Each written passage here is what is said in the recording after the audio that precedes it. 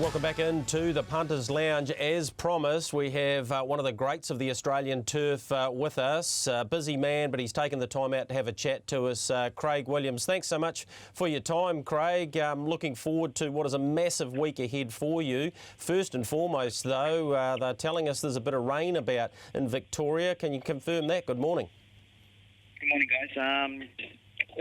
Not like being a weatherman, but we just had, half an hour from Flemington and we had a real big downpour. They had 5 mils overnight, but being Flemington, they would have been putting that on anyway in irrigation if they didn't get the rain, so that would make any difference. It's just what happens throughout the day, but we had a big downpour just before, and forecast is it might be a few of those throughout the day.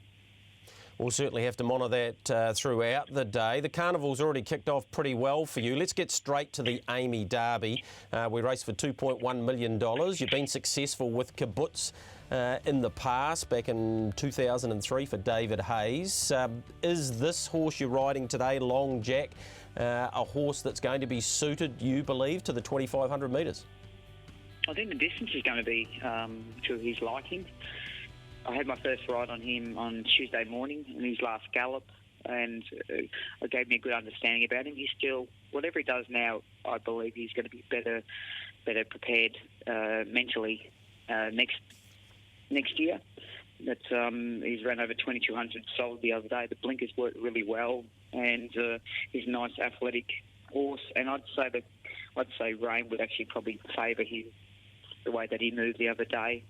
He's not an over big horse, and he felt like he covered the ground quite well.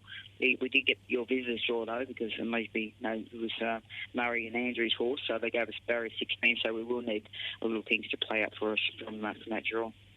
Must give you some confidence riding for that stable though, because they simply do not take a horse, particularly to a race like the Derby, unless they believe they're a genuine chance. And you're right, Craig, he's been placed twice on slow ground, so any rain would only aid his chances. Well, we respect most of the top trainers that come over from New Zealand now, because they just don't waste anyone's time. If they come over, they're very well credentialed, and if they don't run well, that's not because of their ability. It means that there's something amiss with them. So any horses that come from New Zealand to Australia now, especially for our carnivals, my manager and I love to target those horses because they're not wasting anyone's time.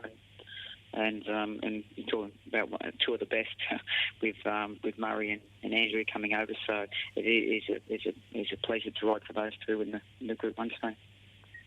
All right, we saw that footage there of you riding Long Jack. That was fantastic as well. Torian, the first, Craig, is the favourite, really smart type of 4-year-old. Yeah, he looks too good for these today. He's been really well managed. I rode him as a 3-year-old, and I really liked the horse, but I could feel his maturity. I jumped him out it's been 10 days ago, and loved the way that he went. He'd be too good for those today on his best form.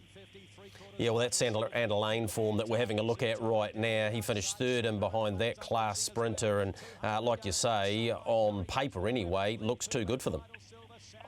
Yeah, he's one thing I noticed when I was doing my homework for him, that his 2 runs his preparation down the straight. Last start he never had any cover, and the time before he had only cover for the first 2 furlongs.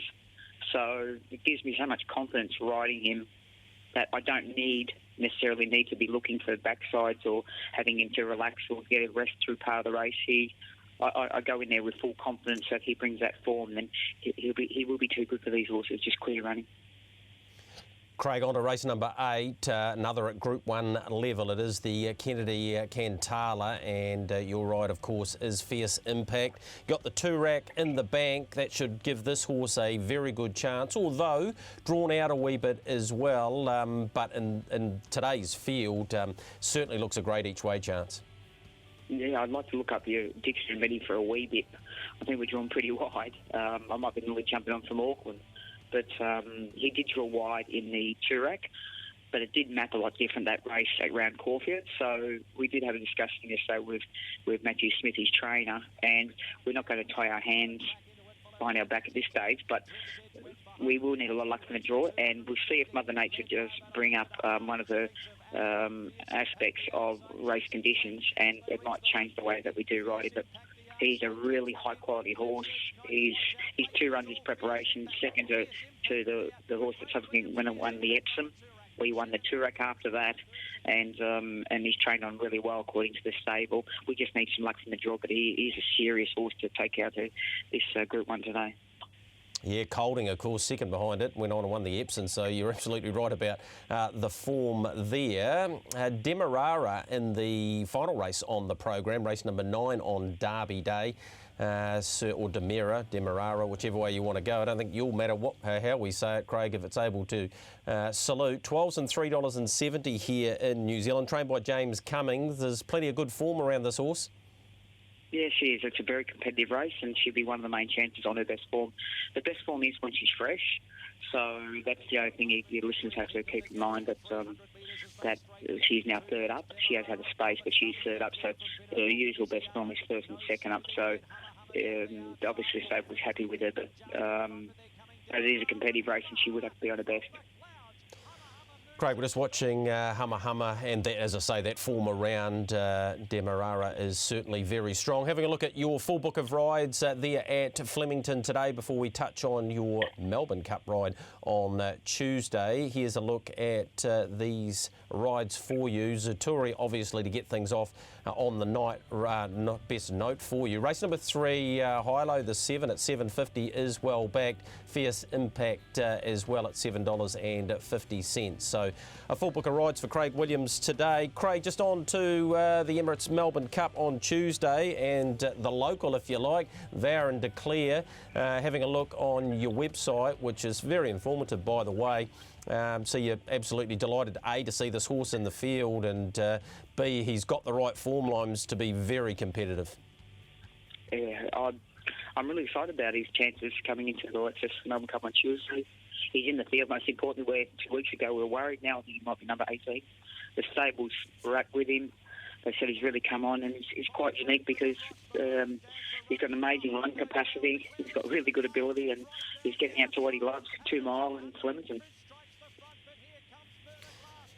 And we see you're getting run past there in the Caulfield Cup, but gee, found the line very well, Vow and Declare, and the 4-year-old for Danny O'Brien looks a fantastic chance in the big one on Tuesday. We're just having a look at the market for it and see if you got him at $51, you'll be on good side with yourself. He's now a $10 chance in the great race on Tuesday. Hey, Craig, thanks so much for taking your time out. Really appreciate the opportunity to have a chat to you on one of the biggest days in Australian racing, and wish you all the very best for the remainder of the carnival. My pleasure, guys. Thanks very much. Enjoy the week.